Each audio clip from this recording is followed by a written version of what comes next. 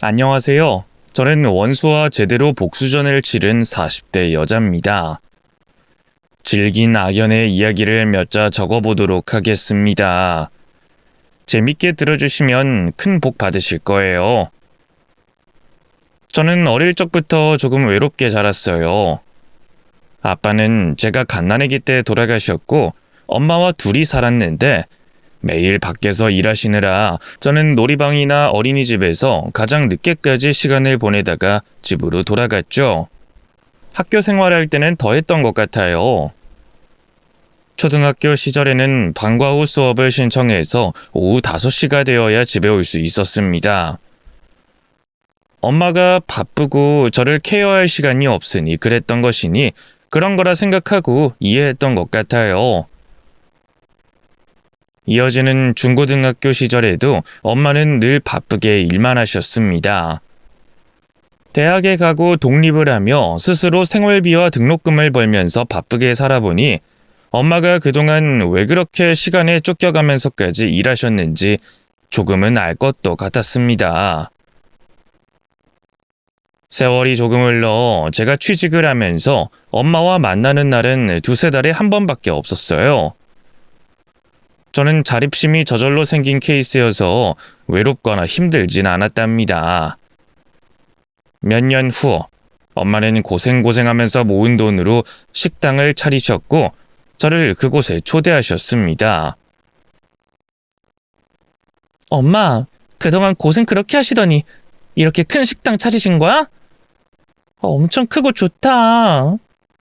엄마는 음식 손맛도 있으니까 분명히 대박 날 거야. 미니야, 엄마가 그동안 엄마 노릇을 제대로 못해서 미안해. 네가 어릴 때는 빚을 갚는다고 고군분투였고 이후엔 돈 모아서 뭔가를 이루고 싶어서 바쁘게만 살았구나. 너에게 제대로 된 사랑을 못해준 것 같아 마음에 걸리는구나. 별소리를 다 하시네. 내 나이가 34이야. 철도 들고 엄마를 이해해도 100번 넘게 이해한 나이라고. 식당 차린 거 진심으로 축하해. 근데 앞으로는 몸 아껴가면서 지냈으면 좋겠어. 그래, 그 직원들 여러 명 뽑았으니까 쉬엄쉬엄 일해야지. 그리고 엄마가 돈 좀 벌면 같이 해외여행도 가고 좋은 시간 많이 보내자. 말만 들어도 좋네. 알겠어. 엄마, 꼭 대박내서 성공하길 바래?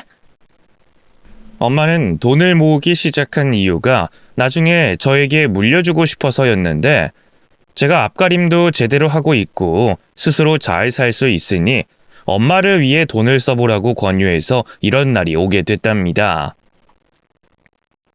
여하튼 엄마의 식당은 목도 좋은 곳에 있고 크기도 엄청 커서 손님들이 굉장히 많이 찾아와 주셨어요. 처음엔 오픈빨이라며 너무 안일하게 행동하면 안 된다고 2배, 3배 열심히 일하셨어요. 그래서 2달이 지나도 예약 손님으로 꽉 찼고 지나가다 방문하는 손님들도 줄을 서서 식사를 하셨어요. 그런데 코로나가 찾아오자 식당은 하루아침에 텅 빈 가게가 됐습니다. 정부에서 이동 시간을 제한하고 식당 인원까지 제재하니 답이 나오지 않으셨대요.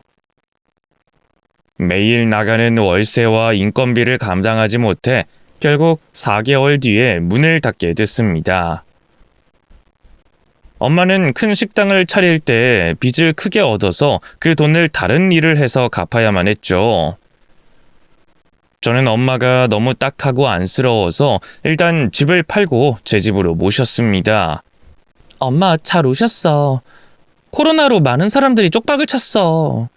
이건 자연재해 같은 거니까 답이 없는 거야. 그래도 이 정도로 크게 망할 거라고는 상상도 못했어. 게다가 먹고 지낼 집도 없어졌으니 어쩌면 좋냐. 그래서 가족이라는 게 있는 거잖아. 엄마한테 딸이 있다는 걸 잊었어? 여기서 지내면서 천천히 생각해. 그리고 엄마 빚은 내가 갚아줄게. 1억 조금 넘는다고 했지? 내가 모은 돈이 그 정도는 되니까 대신 갚아드릴게. 미니야, 그렇게까지 하지 않아도 돼. 엄마가 너한테 해준 게 하나도 없는데 왜 네가 대신 빚을 갚아주니? 엄마가 해준 게 왜 없어? 이렇게 멀쩡하게 잘 자랐잖아. 자립심도 강하고 책임감 끈기. 이거 다 엄마를 보고 배운 거야. 엄마는 날 아주 잘 키우셨어. 그러니까 여기서 푹 쉬면서 코로나 지나갈 때까지 기다려봐. 나중에 하고 싶은 일 생기면 천천히 움직이란 말이야. 그렇게 저는 위기에 빠진 엄마를 구해드리고 저희 집으로 모셨습니다. 엄마는 한동안 살림을 봐주시며 시간을 보내셨고 저는 그대로 직장 생활을 했죠. 저녁마다 같이 밥을 먹고 수다를 떠는 시간이 참 좋았어요. 그러던 어느 날 엄마가 편지 한 장 남기고 떠나셨어요. 사정이 있으니 나가게 됐다며 자신이 먼저 찾기 전까진 찾지 말라고 쓰여 있었죠. 다른 사람도 아니라 엄마가 이렇게 편지를 쓰고 사라지니 조금 황당했습니다. 전화를 해보니 없는 번호였고 실종 신고를 했더니 경찰이 말하길 엄마가 저를 만나고 싶어 하지 않는다며 프라이버시를 위해 어디서 무얼 하는지 알려줄 수 없답니다. 기가 막히고 어이가 없었죠. 저에게 무슨 불만이나 화가 났으면 대화로 풀면 될 것을 하루아침에 집을 나가고 찾지 못하게 하는 게 전혀 이해가 되지 않았습니다. 엄마는 수년 동안 연락을 끊고 지냈고 저도 이젠 엄마를 그만 기다리고 없는 사람으로 치고 살기로 다시금 마음을 굳게 먹었습니다. 30대 끝자락에 저도 인연을 만나 결혼을 하게 됐어요. 불타는 사랑까진 아니지만 소개로 만나 꾸준히 연애를 한 편안하고 자상한 남자친구와 평생 함께하기로 했죠. 저는 친정엄마와 연락이 닿지 않으니 남자친구를 보여줄 수도 상견례에 부를 수도 없었어요. 남편의 유일한 식구인 시어머니께 인사를 드렸는데 자신의 아들이 아깝다고 하면서도 결혼은 반대하지 않더군요. 그래서 무난하게 결혼식을 올리고 남편과의 신혼생활이 시작됐는데 시어머니의 아나무인한 태도 때문에 힘이 들었어요. 너는 귀한 내 아들이랑 결혼했으면 내 줄을 똑바로 해야 하는 거 아니냐? 집안 꼬라지가 이게 뭐니? 너 살림 안 해봤어? 엄마한테 배운 게 없니? 아 맞다. 너 애미 출타했다고 했지? 연락 끊고 참수 탔다고. 에휴, 애미가 그 모양이니 딸이라는 게 뭐 하나 제대로 하는 게 있으려나. 야, 너 회사 다닌다는 핑계로 대충 하지 말고 똑바로 살림해라. 네 애미처럼 식구 내버리고 도망가지 말고. 어머님, 그냥 혼내시면 되지 왜 엄마 이야기를 꺼내시고 그래요? 애미 출타했다는 말 거북합니다. 애미 출타한 것이 싸가지도 출타했나. 어른이 말하면 그냥 고개 숙이고 죄송하다 대답하면 될 것을 왜 말 대답을 하고 그래? 네, 죄송합니다, 어머님. 제가 큰 실수를 했네요. 너 이번 주말에 특별한 거 없지? 내 골프 용품 매장에 주말 알바가 못 나온다니까 네가 나와서 일 좀 해라. 난 주말에 중요한 모임이 있거든. 네? 주말이요? 어머님, 저도 그 일랑 데이트하기로 했어요. 맨날 집에서 얼굴 보면서 주말에도 데이트를 하냐? 한 주 건너뛰어라. 이번 주엔 골프 매장에서 골프채나 좀 팔아봐. 수고비 줄 테니까 부업한다 생각해. 시어머니는 이렇게 제멋대로였어요. 살림 가지고 시비를 시시때때로 거는 건 당연했고 주말마다 자신이 운영 중인 골프 용품 매장에서 일을 시켜 먹었습니다. 시댁 재산이 그거 하나였는데 거기서 발생하는 수익이 많아서 돈이 많으신 것 같았네요. 하여튼 며느리라고 하나라도 더 부려먹으려고 하셨습니다. 그렇게 1년의 신혼생활을 보냈는데 남편에게 수상한 걸 느끼게 됐어요. 설마 신혼 초에 바람을 피웠을까 생각하며 그이의 핸드폰을 열어봤는데 상간녀와 나눈 톡을 보고 기절하는 줄 알았습니다. 두 년놈은 대화만 주고받은 게 아니라 샤워하고 찍은 사진을 주고받기도 했답니다. 그걸 본 저는 조금도 고민하지 않고 바로 이혼 결정을 내렸어요. 증거를 발견한 날 자고 있던 남편을 발로 걷어차며 소리 지르는 것으로 시작했죠. 이 발정난 개자식아! 감히 바람을 피워? 사업한다고 나가서 여자랑 바람이나 피웠냐? 이 개자식아! 아유, 아파! 그만 좀 때려! 남자가 살다 보면 바람 좀 피울 수 있지 왜 이렇게 난리야! 사람이 어떻게 밥만 먹고 사냐? 배달도 시켜먹고 외식도 하는 거지. 그리고 젊은 애가 작정하고 들이대는데 어떻게 그걸 거부해? 고자가 아닌 이상 남자라면 죄다 넘어갈 거라고. 뭐가 어째? 바람 피운 것도 모자라 그걸 자화자찬하냐? 너랑 더는 같이 살 마음이 없는 건 당연한데 그렇다고 쉽게 끝내진 않을 거야. 일단 돼지게 처맞고 소송해서 제대로 위자료 뜯어낼 거야. 네 애인한테도. 저는 그날 남편을 사정없이 패줬고 다음날 상간녀 집을 알아내서 혼자 찾아갔습니다. 그년의 얼굴을 보자마자 펀치를 원투 날렸고 주먹과 발, 귀싸대기를 번갈아가며 흠씬 밟아줬습니다. 제 안에 있던 분노를 실컷 표출했고 이젠 법정 고소만 잘 해결하면 끝이었습니다.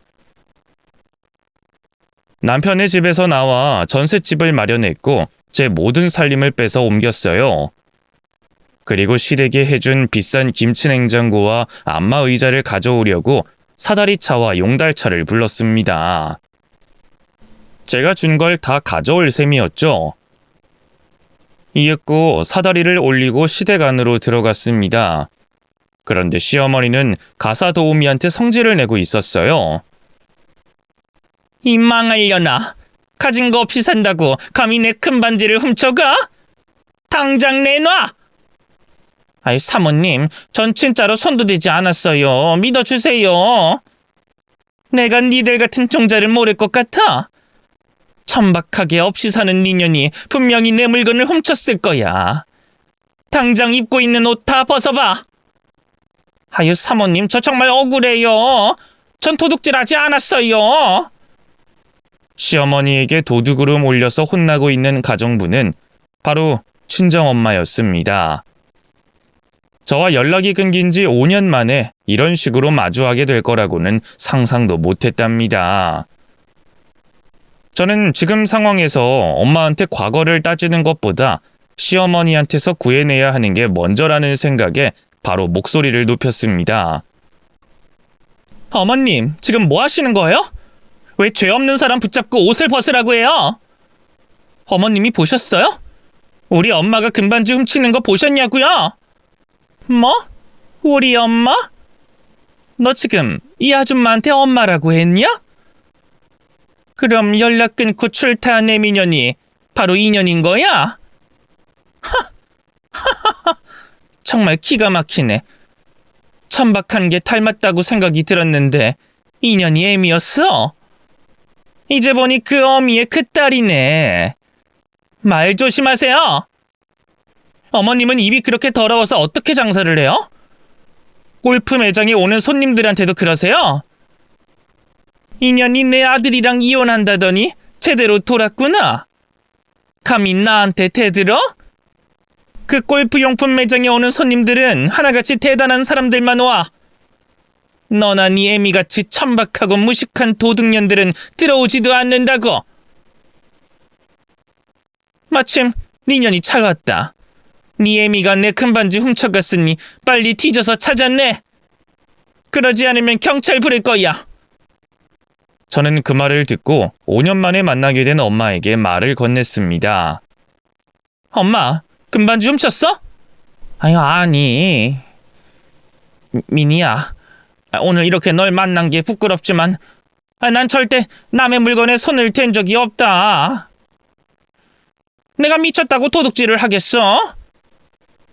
들었죠? 아니라잖아요. 우리 엄마 죄 없으니까 그만 입 다물고 내가 해준 김치 냉장고랑 안마 의자 내놔요. 사다리차 불러서 베란다에 세워진 거 보이죠? 내가 준 거 다 가지고 갈 겁니다. 아이고, 이혼한다고 도로 빼앗아 가겠다고? 그래, 마음대로 해라. 근데 네 애미가 훔친 금반지를 돌려받기 전까진 절대 못 나가.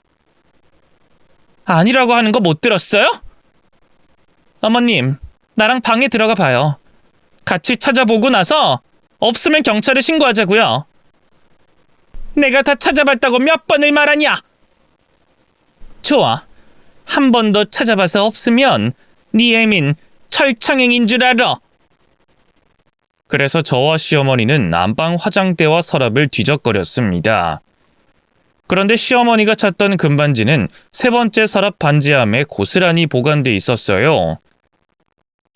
이게 왜 여기 있지? 분명 화장대 위에 있었는데. 어머님, 아니 아줌마, 여기 반지 그대로 있네요. 아니, 그럴 리가?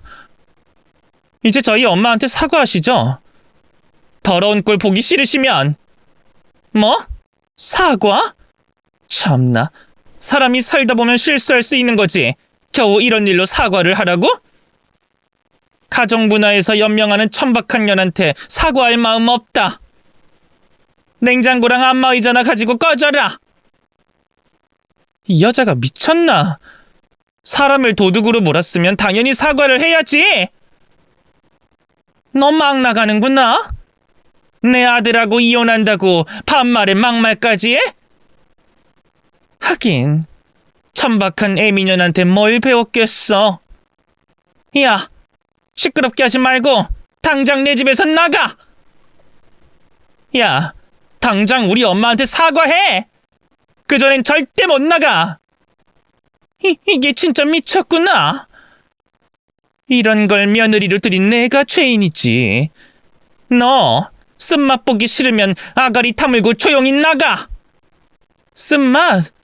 좋아. 안 그래도 아줌마한테 시달렸던 거 돌려주고 싶었는데 오늘 같이 쓴맛 똥맛 다 보고 나가보자. 어떡할까? 머리채라도 잡고 한판 붙어줘? 그러자 시어머니가 눈이 팽 돌더니 저에게 달려들더군요. 하지만 한참 젊은 저를 이길 순 없었습니다. 저는 그 자리에서 시모의 따귀를 세차게 날려주고 머리채를 잡고 풍차 돌리듯 돌려줬습니다. 이야! 이게 뭐 하는 거야? 그만두지 못해? 이제 시작이야, 이 아줌마야. 나와 엄마한테 함부로 대한 값을 치를 때까지 조용히 처맞아라. 저는 시모를 반쯤 조져놓고 나서야 용달 아저씨를 불러 김치냉장고와 안마의자를 사다리차에 실었습니다. 그리고 그 집에서 나오기 전에 쓰러져 있는 시모에게 가운데 손가락을 들어 올리며 말했어요. 아줌마, 그동안 덕분에 불쾌했었어. 이거 먹고 떨어져. 너 반드시 복수해 줄 거야. 내가 널 응징해 주고 말 거라고. 저는 비웃으며 엄마를 모시고 시댁에서 벗어났습니다. 용달차에 같이 올라탔고 제 전셋집으로 이동하며 대화를 나눴죠. 엄마, 이게 다 무슨 꼴이야? 나랑 연락 끊은 지 5년 만이야. 잘 먹고 잘 사는 줄 알았더니 이러고 살았어? 대체 날 버린 이유가 뭐야? 아유, 민이야, 난 널 버린 게 아니야. 실은 내가 너희 집에서 나오기 전에 장사를 다시 해보려고 시도했어. 2금융, 3금융, 그리고 사채까지 써서 계약을 했어. 배달 전문점이라 코로나라도 이겨낼 수 있을 것 같았다. 근데 가게를 판 인간이 이중계약을 하고 날라버렸어. 그때 난 죽고 싶은 심정이었다. 그런데 내가 죽기 전에 사채업자들이 너한테 찾아와서 괴롭힐까봐 내가 선수 쳐서 먼저 나온 거야. 이후 고시원에 살면서 가정부로 일하기 시작했고 매일같이 사채업자들한테 시달리면서 지냈다. 그러니까 사채업자들한테 피해가 갈까봐 연락을 끊었다는 거야? 응. 그러지 않으면 널 찾아갈 게 뻔해 보였으니까. 참, 이걸 다행이라고 해야 하나? 날 버리고 떠난 게 아니니까 이해하고 넘어가야 하나? 아니야, 미니야. 난 너한테 도움이 되질 않어. 오늘은 못 본 걸로 하고 너 혼자 살아라. 엄마는 아직 갚아야 할 돈이 남아서 너랑 지내면 안 돼. 됐네요. 그냥 우리 집에 가서 지내.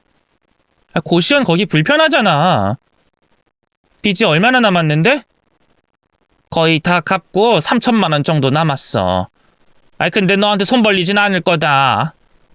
그것도 걱정하지 마. 아까 봤듯이 나 이혼해. 남편이라는 작자가 바람나서 이혼하게 됐다고. 위자료랑 상간녀 피해 보상까지 때려서 제대로 뜯어낼 테니까 돈 받으면 갚아줄게. 그러니까 내 집에서 지내. 제가 다시 엄마한테 손길을 내밀자 엄마는 울음을 터뜨렸습니다. 내가 무슨 염치로 너한테 빌부터 살겠니? 그냥 못난 애미를 잊고 네 인생 살아. 그만 좀 해. 나이 잡수고 계속 뼈가 닳도록 일하는데 그걸 보고만 있으라고? 난 그 꼴 못 봐. 다 알게 된 이상 엄마 보내주지 않을 거야. 그렇게 엄마를 저희 집으로 모셔갔고 이혼 소송을 해서 위자료와 상간녀 피해 보상금을 왕창 뜯어냈어요. 바로 엄마의 사채 빚을 갚아드리며 지옥에서 구해드렸습니다. 그리고 저도 새 출발을 하려고 큰 결심을 하고 회사에 사직서를 내고 나왔답니다. 엄마와 함께 한우 갈비탕집을 차리고 장사를 시작했어요. 제가 장사를 할 줄 모르니 엄마한테 많이 도와달라고 했죠. 엄마, 우리 가게 벌써 리뷰가 1000개가 넘게 달렸어. 다들 맛있다고 난리야. 엄마 손맛이 어디 안 가나 봐. 그거야 재료가 좋고 사장인 네가 손님들한테 잘해서 그런 거지. 맛은 그냥 평범해. 겸손까지 하시네. 아무튼 이제 엄만 나랑 한 배 타서 절대 갈라설 수 없어. 무슨 말인지 알지? 그럼 이 엄마는 다신 미니 네 곁을 떠나지 않을 거야. 저희 식당은 입소문이 퍼지면서 단골도 많이 늘었고 신규 손님도 매일 수십 명이 찾아와서 식사를 하셨어요. 돈이 벌리는 걸 보니 진작 회사를 관두고 엄마와 장사를 했으면 얼마나 좋았을까 하는 생각도 매일 했답니다. 그런데 어느 날 한 손님이 갈비탕 그릇을 바닥에 집어던지며 컴플레인을 걸더군요. 얼굴을 보니 왜 그런 짓을 했는지 바로 알겠더라고요. 바로 전 시모가 와서 진상을 부리기 시작한 겁니다. 아유, 갈비탕 더럽게 맛없네. 이거 한우 맞아? 그리고 이 머리카락 보이지? 이년아, 네가 장사한다고 듣고 내가 친히 찾아왔다. 근데 이따위 음식을 먹으라고 파는 거야? 니년 곧 망하게 될 거야. 손님, 저희는 위생 모자랑 마스크, 장갑을 끼고 조리합니다.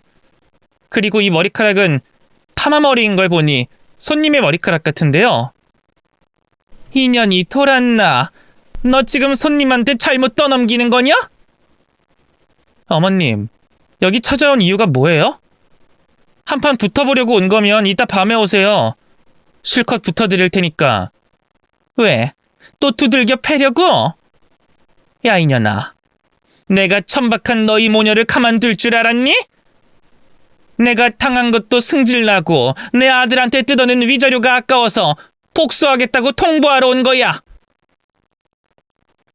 내가 네 식당 문 닫게 해줄 테니까 조금만 기다려라. 무슨 짓을 할진 모르겠지만 한번 해보세요. 제가 그런 거에 겁먹을 것 같아요? 그래. 다음에 봤을 때 네 얼굴이 어떤지 보러 오마. 그럼 오늘은 이만 간다. 시어머니는 계산도 하지 않고 식당을 나가버렸습니다. 손님들은 어처구니 없게 전시모를 쏘아보며 저런 진상을 왜 부리냐며 제 편을 들어주셨어요. 그리고 얼마 뒤 저희 식당 리뷰에 악플이 수천 개가 달렸습니다. 맛없고 한우라고 속이고 판다는 댓글과 사장의 성격이 재수없고 조리 과정도 개판이라는 말들이 한도 끝도 없었죠. 모든 글은 전 시모가 사람을 써서 작성한 것 같았습니다. 저는 그런 댓글을 보고 손님들이 믿지 않을 줄 알았는데 얼마 뒤부터 손님이 거짓말처럼 뚝 끊겼답니다. 전 시모가 리뷰뿐만 아니라 사람을 고용해 저희 식당 앞에서 손님들에게 이 식당에 가지 말라고 바람을 넣고 있었어요. 음식으로 장난치는 식당이니 다른 곳으로 가보라고 돌려보냈답니다. 이 사실을 알고 경찰에 신고했더니 바로 전시모가 잡혔습니다. 어머님 대단하시네요. 이렇게 걸릴 걸 모르고 그런 짓을 벌였어요? 엄청 귀찮게 됐네. 야, 합의하자. 내가 합의금 줄 테니까 조용히 일 끝내자고. 합의금이요? 아니요. 저는 법으로 해결할 거예요. 잡혀온 전시모를 감옥에 보낼 수 있을 줄 알았는데 시모가 초범이고 변호사를 선임해서 미꾸라지처럼 빠져나와 벌금형이 유일한 처벌이라고 하더군요. 그래서 결국 합의금 받고 그 일을 끝냈답니다. 전시모는 그 이후로도 악플러를 고용해서 저희 식당에 대한 안 좋은 거짓말을 인터넷에 퍼뜨렸습니다. 하지만 식당 손님들은 이를 무시하고 찾아오셔서 아무런 타격이 없었어요. 진실은 통하는 법이니 제가 이긴 것이죠. 그런데 제가 이렇게 용서하고 넘어갈 성격이 아니라서 역으로 전시모의 골프용품점에 대해 조사를 시작했습니다. 뭔가 잡을 게 있나 싶어서 골프용품점에서 알바하는 여자를 따로 불러 물어봤습니다. 그런데 시모가 골프채를 정식 루트로 받아오는 게 아니라 어딘가에서 몰래 받아오는 것 같다고 했어요. 인터넷 뉴스를 검색해보니 중국산 짝퉁을 정품으로 속여서 파는 장사꾼들이 적지 않게 있더라고요. 그래서 흥신소 사람을 고용해 시어머니 뒤를 따라다니게 했고 그 결과 항구에 있는 컨테이너 박스에서 물건을 거래하는 걸 포착했답니다. 중국에서 배를 타고 들어오는 짝퉁 골프채를 다시 정품으로 포장해서 매장에 진열하고 속여서 파는 것이었죠. 저는 모든 증거를 사진으로 남겼고 곧장 경찰서에 가서 신고를 했답니다. 짝퉁을 정품으로 속여 파는 것은 보통 죄가 아니었어요. 신고를 접수한 형사들이 매장을 급습해 모든 짝퉁을 압수했고 매장을 폐업시키고 전시모를 사기죄로 입건해 구속까지 시켰답니다. 저를 건드렸다가 걸리지 않을 매장을 탈탈 털려서 짝퉁 물건과 부당 이득으로 번 돈을 환수당했습니다. 그리고 감옥살이를 살게 됐죠. 전 남편은 골프 매장이 망하자 무일푼의 백수로 돌아왔다고 해요. 그이는 사업 역시 골프용품을 온라인으로 판매하는 일이었으니 폭삭 망해버렸죠. 전 시모한테 비비고 사는 기생충이니 이후 신용불량자가 되어 어디론가 사라졌다는 소식을 듣게 됐네요. 이렇게 시원한 복수를 하고 엄마와 2년 동안 장사를 열심히 해서 어느 정도 자리도 잡고 돈도 많이 긁어 모았습니다. 그런데 악연은 쉽게 끊어지지 않는 법인가 봐요. 제가 퇴근을 하고 친구들을 만나 가볍게 호프집에서 한잔하고 택시를 잡으려고 하는데 누군가 뒤에서 제 머리채를 낚아챘습니다. 2년 오랜만이다. 니년 덕분에 깜빵에서 2년이나 썩었다. 그리고 내 전 재산을 빼앗겼고 내 아들이랑 새 며느리가 손가락 빨고 살고 있어. 이게 다 너 하나 때문에 생긴 일인 거 알지? 어머님? 그동안 감옥살이 잘하셨어요? 근데 교화가 안 되고 성질만 더 더러워져서 나오셨나 봐요. 이거 놓으세요. 돼지게 처맞기 싫으시면 놓으란 말이에요. 저는 손을 뻗어 전시모의 머리채를 잡으려고 했는데 전 남편과 상간녀까지 저를 붙잡고 공격하는 바람에 속수무책으로 얻어터지고 말았습니다. 입술이 터지고 코피를 쏟았고 팔다리를 흠씬 두들겨 맞아서 주저앉고 말았죠. 어떠냐? 아프니? 미년을 내가 가만둘 거라 생각한 거냐? 아니요. 언젠가 찾아올 거라는 생각은 했죠. 그런데 이렇게 기습을 하니 어안이 벙벙하네요. 당연하지 이년아. 우리가 니년 잡으려고 미행을 해왔다고. 여기 CCTV 사각지대라 신고해도 못 잡을 거다. 그럼 다음에 또 보자. 우리가 천박한 너희 모녀 가만두지 않을 거야. 겨우 패대기 치고 때리는 게 복수였어요? 정말 무식한 식구들이네. 이런다고 내가 눈 하나 깜짝할 것 같아요? 이년아, 우리 계획은 아주 치밀해. 니년이랑 애미년이 돼지는 걸 두 눈으로 보고 말 거야. 그럼 다음에 또 보자. 전시모와 전남편, 상간녀는 저를 실컷 두들겨 패는 것으로 복수를 시작하더군요. 그날 이후 심부름센터에서 주먹 좀 쓴다는 사람들을 고용해서 다녔어요. 몇 주 뒤, 세 사람은 골목길에서 저에게 공격하려고 달려들었고 심부름꾼들 손에 잡혀 돼지게 쳐맞았습니다. 저는 세 사람을 제 앞에 무릎 꿇게 하고 싸대기를 사정없이 날리고 발로 짓밟고 침까지 뱉어가며 2배, 3배 이상으로 매질을 해줬습니다. 어머님, 유치하게 또 기습 공격한 거예요? 하긴 돈도 없고 알거지니 할 수 있는 게 이것밖에 없겠죠. 근데 그마저도 안 된다는 걸 느끼셨나요? 너 내가 가만두지 않을 거야. 기필코 너희 모녀가 망하는 걸 내 두 눈으로 보고 말 거라고. 아직 정신이 덜 들었나 보네. 아저씨들, 나 먼저 집에 갈 테니까 이것들은 알아서 처리해 주세요. 저한테 한 짓이 있어서 신고는 못 할 겁니다. 그럼 실컷 얻어 터지고 돌아가세요. 저는 휘파람을 불며 그 자리에서 떠났습니다. 이후 세 사람은 다시는 저를 미행하지 않았고 어디서든 갑자기 나타나진 않았어요. 물론 저는 긴장을 늦추지 않고 계속 심부름꾼들을 달고 다녔습니다. 그리고 세 사람에 대해 조사를 해보려는데 셋 다 신용불량자의 주민등록을 말소해서 어디서 연명하는지 찾아내지 못했어요.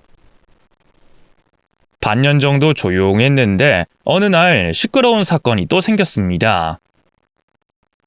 엄마와 같이 한 식당을 찾아가서 둘이 마주 앉아 식사를 하고 있는데 식당 사장님이 주방에서 종업원과 말다툼을 하고 있더라고요. 저는 무슨 일인지 주방 안으로 들어가 봤습니다. 그러자 식당 사장이 저에게 고개를 숙여 인사했습니다. 아유, 대표님, 안녕하세요. 음식 맛 테스트하러 오신 거예요? 네, 사장님. 제가 내드린 분점들을 관리하는 차원에서 한번 들려봤어요. 음식 맛은 똑같네요. 근데 이 아줌마는 뭐죠? 지난주에 새로 들어온 설거지 아줌마인데 돈통에 손을 댄 것 같아서요. 그런 일이 있었군요.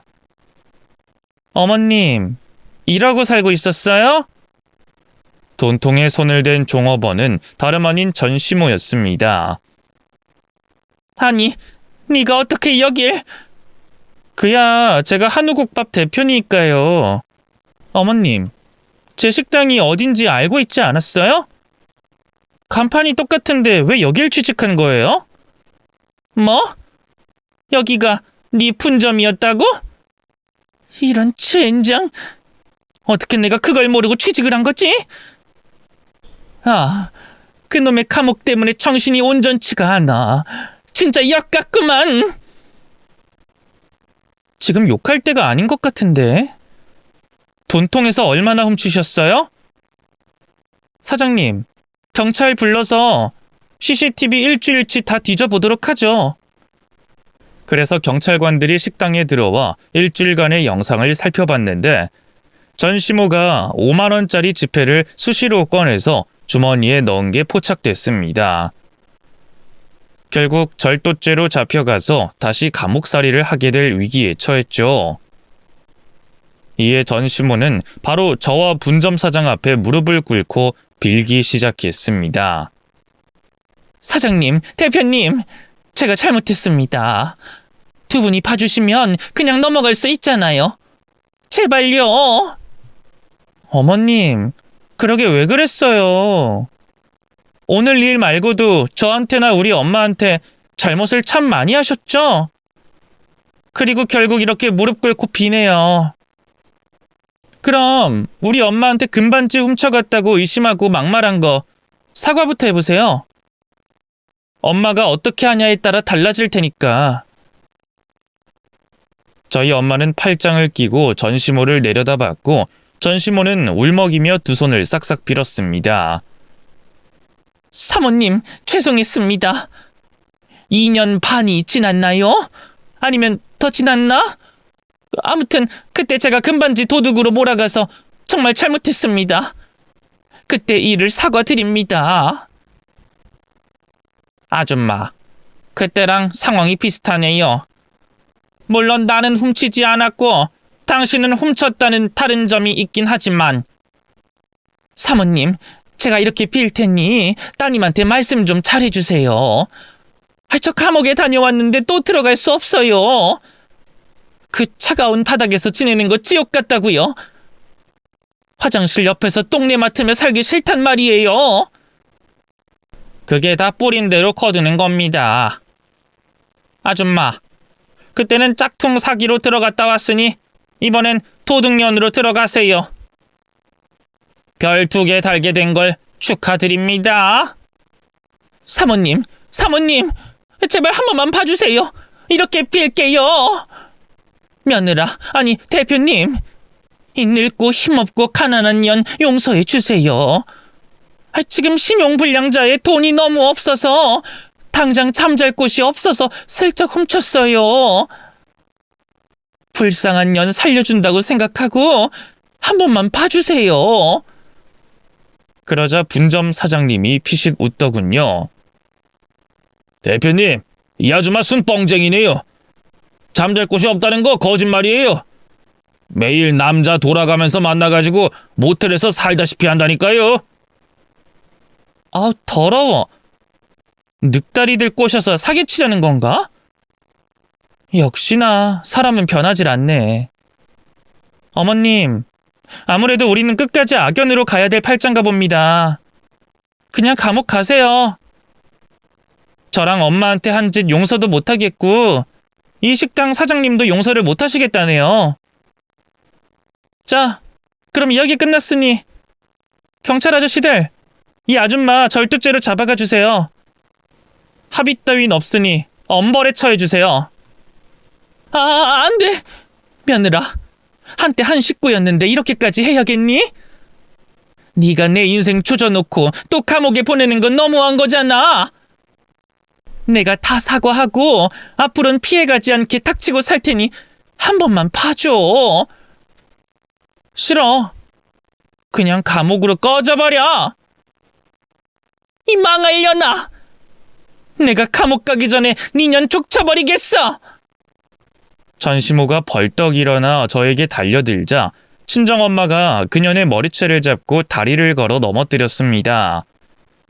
그리고 귓방망이를 한 대 세게 날려서 고꾸라지게 만들었어요. 경찰들은 넉나간 전시모를 질질 끌고 나가며 상황은 끝이 났습니다. 그녀는 다시 감옥으로 들어가 1년을 썩게 됐답니다. 전남편과 상간녀에게 복수를 못해줘서 조금 아쉬웠는데 어느 날 예상치 못한 일이 또 벌어졌습니다. 제가 사귀고 있던 남자와 재혼을 결심하고 그이의 집에 놀러 가게 됐는데 집안에서 가정부로 일하는 상간녀를 발견했습니다. 이게 누구야? 상간녀 아니야? 여기서 가정부 하면서 연명하고 있었어? 뭐지? 당신이 여길 어떻게... 여기 내 새 남편이 될 남자의 집이야. 너는 그 집에서 일하는 식모네? 우리의 악연 정말 지긋지긋하다. 자기야, 아는 여자야? 내가 말했었잖아. 전 남편이 바람나서 이혼했다고. 인연이 그 상간녀야. 뭐? 그럼 내 운전기사가 이 여자 남편? 당신의 전 남편인가? 그놈이 당신 운전기사였어? 야, 상간녀, 네 입으로 말해봐. 그러자 상간녀가 말없이 고개를 끄덕이더군요. 새 남편은 바로 운전기사에게 전화를 해서 집 안으로 불렀습니다. 이윽고 전 남편이 굽실거리며 들어오더군요. 사장님, 부르셨습니까? 당신은... 진짜였네? 이것들이 내 새 남편 집에서 기생하고 있었구나. 둘 다 신용불량자라고 설설 기면서 일자리를 구걸했다며? 날 배신한 것도 모자라 길바닥에서 손찌검한 니들을 이렇게 다시 보게 되니 감회가 새롭다. 여보, 아니 뭐라고 불러야지? 그래, 사모님. 사모님, 그때는 죄송했습니다. 저희 엄마가 하도 복수를 해야 한다고 보채서 따라간 거예요. 그리고 사모님을 두고 바람 피운 것도 죄송합니다. 이제와 사과드리니 면목 없습니다. 그래? 그럼 꿇어. 네? 뭐라고요? 꿇으라고. 미친 남편하고 상간녀를 다시 만났는데 그냥 넘어가면 되겠니? 재미 좀 보게 무릎 꿇고 빌어봐. 니들 하는 거에 따라 일자리가 날아가느냐 마느냐가 달렸어. 자기야, 내가 자르라고 하면 자를 거지? 새 남편은 고개를 끄덕이며 알아서 하라고 했습니다. 전 남편과 상간녀는 진짜 갈 곳도 없고 신용불량자라 일자리 찾는 게 어렵다며 결국 그 집에서 지내게 해달라고 하더군요. 사모님, 전 남편으로서 말씀드릴게요. 제가 정말 잘못했고 죄송합니다. 사모님을 두고 바람을 피우다니 저 같은 놈은 맞아도 쌉니다. 그래? 그럼 상간녀야, 네가 저놈 따귀한테 날려봐라. 그러자 둘 다 놀란 눈깔로 저를 쳐다보더군요. 뭐해? 귀싸대기 안 날리고? 네, 알겠어요, 사모님. 여보, 미안해. 상간녀는 바로 짝소리를 내며 전 남편의 따귀를 갈겼습니다. 저는 키득거리며 말을 이었어요. 내가 바라던 그림이 시작됐네. 이 전 남편, 맞고 가만히 있을 생각이야? 내 뒤통수를 치게 한 원흉을 가만두면 안 되지. 자, 당신도 귀싸대기 날려봐. 사모님, 정말 해야 하나요? 그냥 여기서 끝내면 안 될까요? 그래? 그럼 니들 직장 잘리고 여기서 쫓겨날 텐데. 알겠어요. 여보, 미안해. 전 남편이 상간녀의 따귀를 날리자 옆으로 쓰러졌습니다.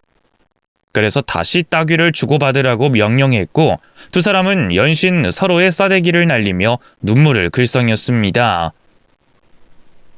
진짜 바보 등신 아메바들이었죠. 결국 두 사람 볼이 시뻘겋게 부어올랐고 그만하면 됐다고 관두라고 했습니다. 됐다. 실컷 놀려줬으니 그만해야지. 전 남편은 울먹이며 입술을 파르르 떨면서 말했습니다. 그럼 저희 여기서 계속 지내도 되는 거죠? 아니, 생각이 바뀌었어. 이제 곧 여기가 내 집이 될 텐데 니들이랑 같이 살 순 없지. 짐 싸서 나가. 뭐라고요? 사모님, 이건 약속과 다르잖아요. 우린 서로의 따귀를 날렸다고요. 얼마나 가슴 아픈 행동인지 아세요? 그럼 날리지 말지 뭐하러 시키는 대로 해. 둘이 아주 좋아 죽네. 밖에 나가서 노숙하면서도 그 사랑이 변치 않는지 보자. 어서 짐 싸서 꺼져.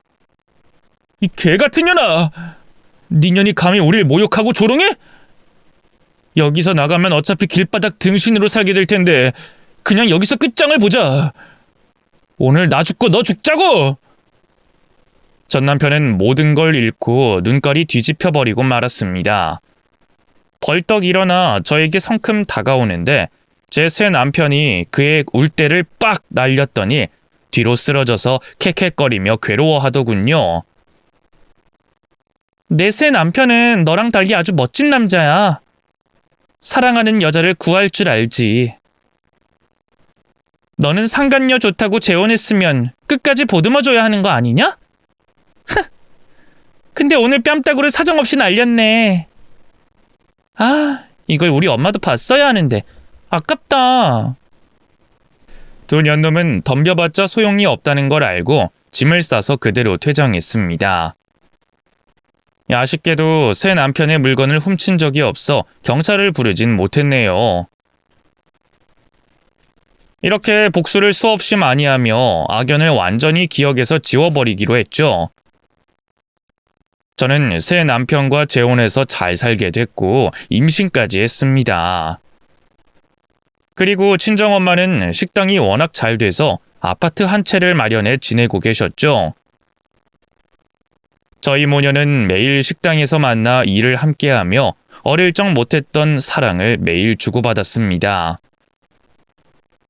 그러던 어느 날 출근하고 식당 앞으로 갔는데 경찰들이 모여 있더군요. 과학수사대까지 와 있었어요. 친정엄마는 밖에서 한숨을 내쉬고 있었습니다. 엄마, 이게 무슨 일이야? 아유, 미니 왔니?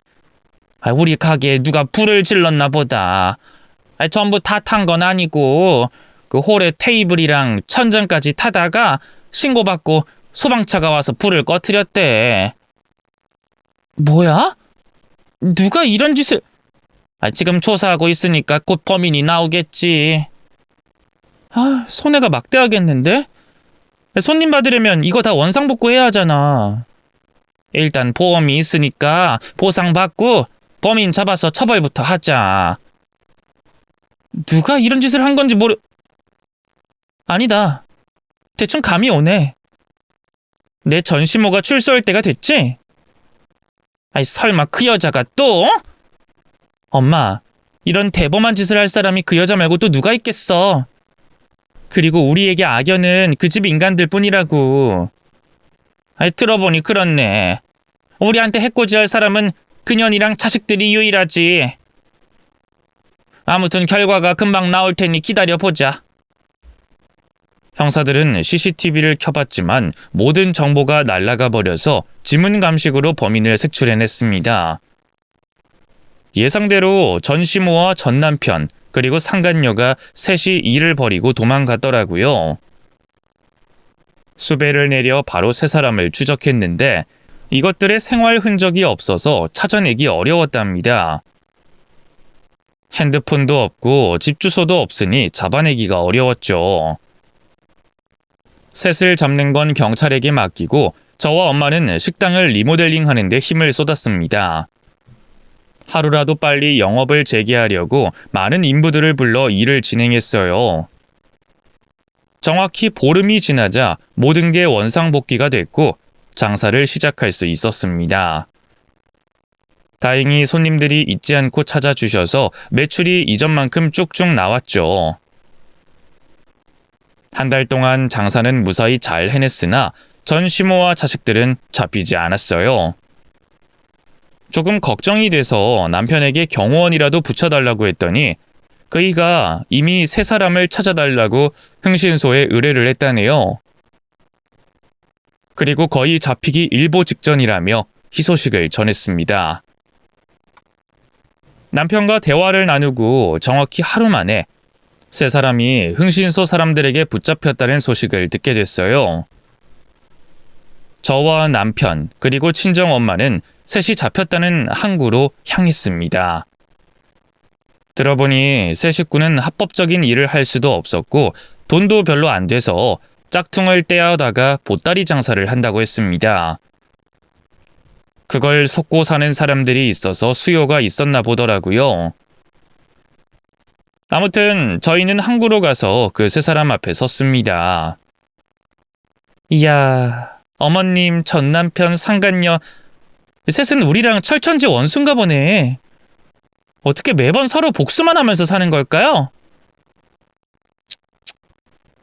우리 가게에 불을 지른 건 좀 심했어요. 이년아, 네가 내 재산 거덜내고 감옥에 2번 보낸 건 심하지 않더냐? 이 씹어먹어도 시원찮을 년. 그렇게 짓거려봤자 승리는 항상 제 몫이에요. 전 식당에 불이 나서 수억 원의 보험금도 받았고 손님도 전보다 더 많이 늘어났다고요. 그런데 불을 지른 3사람은 방화로 또 감옥에 가야겠네요? 축하드려요, 어머님. 별 3개 달게 되셨네요. 이번엔 꽤 길게 살다가 나오실 겁니다. 거길 또 들어가느니 돼지고 말지. 너, 나랑 붙자. 둘 중 하나가 돼질 때까지 싸워보자고. 내가 왜? 싸워봐야 나만 손해 아닌가? 난 잘 먹고 잘 살고 있고 그쪽은 곧 감옥에 갈 상황이잖아.